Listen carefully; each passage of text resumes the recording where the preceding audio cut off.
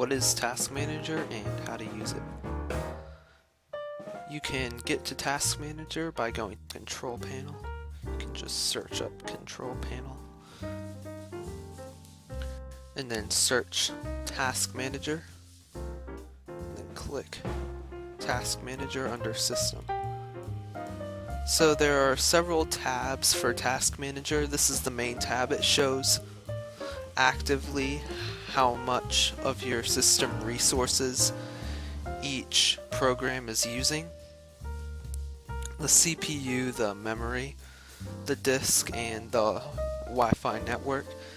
You can right click and click End Task for any of these programs, and that will close it down. So if you have a program not responding. The next tab is the Performance tab. This just shows a visual of the usage for all your programs.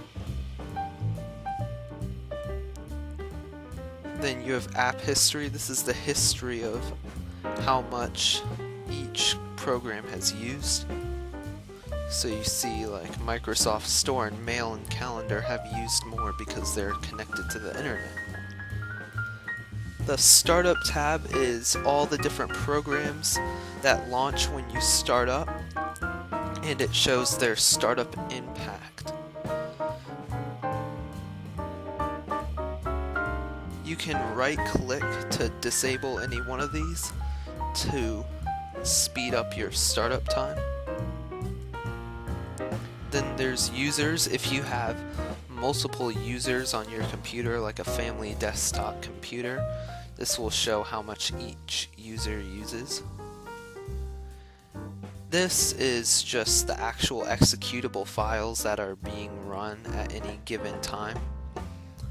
And this shows the Windows services that are running or that have stopped running.